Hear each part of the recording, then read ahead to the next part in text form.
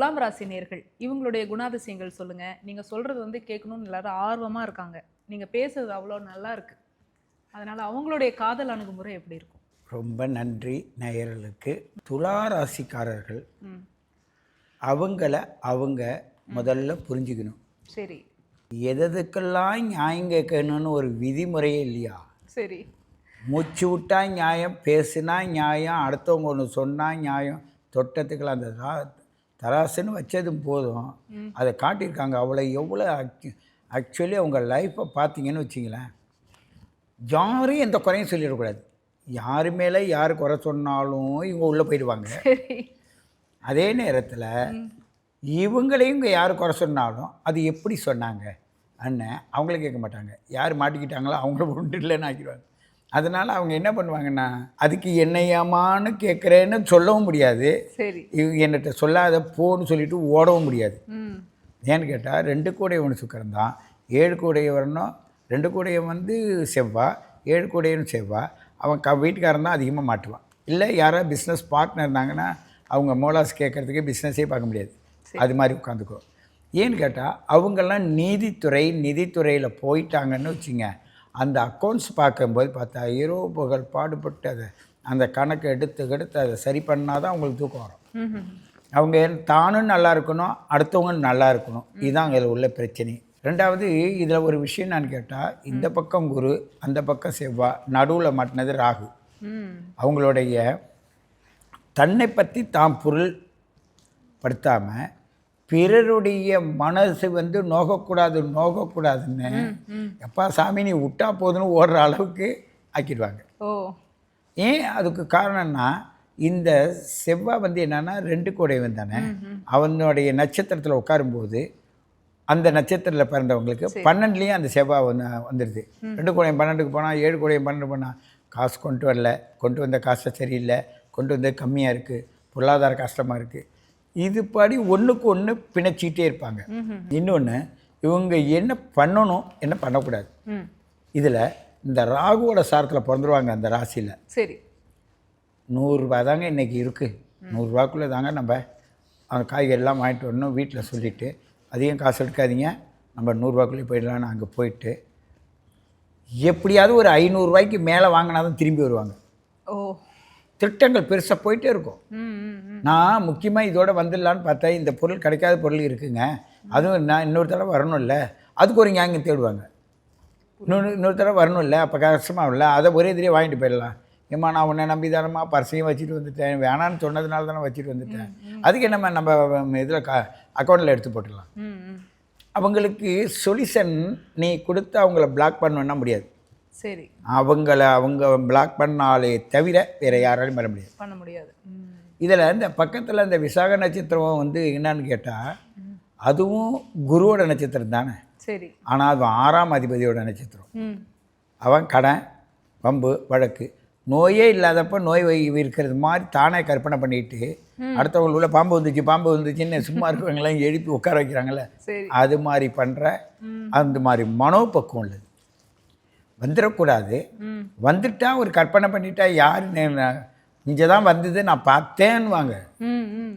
அப்புறமேல அப்போ வரலையான்னு திருப்பி கேட்பாங்க, ஏம்மா இவ்வளோ பாடுபடுத்திட்டு இப்படி சொல்றியேன்னு கேட்டால் காரணம்னா அவங்களுக்கு ஒரு தன்னுடைய அச்சம், பிறரை எவ்வளவு ஒரு வந்துட்டா என்ன ஆகும் அந்த கற்பனைக்குள்ளே வாடுறாங்க. இவங்களை போய் காதலிக்க சொன்னோன்னு வச்சுக்க, கட்டையாக இருக்கான், நெட்டையாக இருக்கான், குட்டையாக இருக்கான், இல்லை சிவப்பாக இருக்கான், கருப்பாக இருக்கான்னு கொஞ்ச காலம் அப்படி ஓடிடும். அப்படியே இருந்தாலும் இவன் பரவாயில்லைன்னு கட்டிட்டு வர, நீ செய்கிறது சரியில்லை, நீ போகிறது சரியில்லை, நீ இது பண்ணுறது சரியில்லை, அது பண்ணுறது சரியில்லைன்னா அவன் எப்படியா இருந்தாலும் பரவாயில்ல அன்னு ஏற்றுட்டு கடைசியில் என்ன பண்ணுவான், அவன் செயல்பாடுக்குள்ளே இறங்கிடுவாங்க. இந்த செயல்பாட்டில் இறங்கும்போது சூழ்நிலைக்கு இதில் என்னென்னா, அதில் ஒரு பிரச்சனை என்னென்னா, அந்த வீட்டை பற்றி இவங்களை பேசிடக்கூடாது, அவன் தன்னை பற்றியும் பேசிடக்கூடாது. நான் எந்த நேரத்தில் பிறந்தனோ உங்ககிட்ட மாட்டிக்கிட்டேன்னு சொன்னாலும் மாட்டிக்குவான். நான் அப்படி என்ன கொடுமைக்கறியா, நான் அப்படி உனக்கு ஏன்னு கேட்டால், அந்த ராசிக்கு 8ஆம் இடத்துக்கு உள்ளது அந்த சுக்கரம் தானே. தானே வாலண்டியாக போய் மாற்றவங்களும் உண்டு, இது போய் சந்தித்தாலும் மாற்றது உண்டு. ஆனால் இவங்களை பொறுத்தவரையும் 2 பேர் தான் இந்த பூலோகத்தில் பெண்களாக.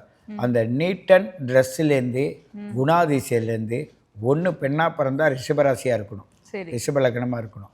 இல்லைன்னா லக்னாதிபதி ரிஷபத்தில் உட்காரணும். சரி இல்லை துலாத்தில் இருக்கணும். ஓ இந்த துலாம் அவ்வளவு சக்தி வாய்ந்தது, பலம் வாய்ந்தது. இருந்தாலும் அர்த்தமே இல்லாத தானாக அழுது பிறரையே அழவிடக்கூடியது. அந்த இடத்துல தான் நம்ம என்ன பண்ணணும், ரொம்ப கவனமாக செயல்படணும். இவங்களுக்கு தன்னோட துணிச்சல் தான் அவங்களுக்கு காரணம். அந்த துணிச்சலை மாத்திரம் அவங்களுடைய கிரக நிலைக்கு ஏற்ப, அவங்க பிறந்த தன்மைக்கு ஏற்ப உணர்ந்து மட்டும் அவங்க புரிஞ்சிட்டாங்கன்னு வச்சுங்க, இவங்க கார் என்ன, வண்டி வாகனம் என்ன, இவங்க பயணம் என்ன, அந்த பயணத்தில் இவங்க இருக்கிறதுன்னா யார்கிட்டையும் அனாவசியமாக வச்சுக்க மாட்டாங்க. ஒரு ஒரு அந்த காரை கூட சின்ன அழுக்குப்பட விட மாட்டாங்க. அவ்வளோ நீட்டாக அந்த டீசெண்டாக டிசிப்ளினாக ரொம்ப இதாக இருப்பாங்க. இவங்கெல்லாம் காலேஜோடைய ஒவ்வொரு ப்ரொஃபஸர் ஒவ்வொரு ஹை லெவல் அத்தாரிட்டியில் இருக்காங்க, அந்த மாதிரி லெவலில் இருப்பாங்க. டீன் மெடிக்கலில் டீனாக இருப்பாங்க. இந்த மாதிரி உள்ளவங்களாம் இருப்பாங்க. அவங்க பார்த்த பார்வையில் அப்சர்வேஷன் பண்ணுவாங்க. ஒரு ட்ரிப் படிச்சுட்டாங்கன்னா முடிஞ்சு போச்சு, அப்படியே பதிவாயிடும். அது மாதிரி நாலேஜ் அதுக்குள்ளே இருக்குது.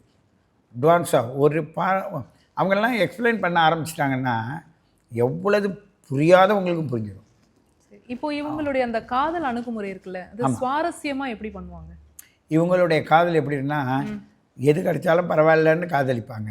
காதலித்த பிறகு அவனை ஒழுங்குபடுத்துன்னு அவன் இவங்களை காதலிக்காத அளவுக்கு ஆக்கிவிடுவாங்க. ஒன்று பாசம் இருக்கும், அவனுக்கு பாசம் இருக்கும்.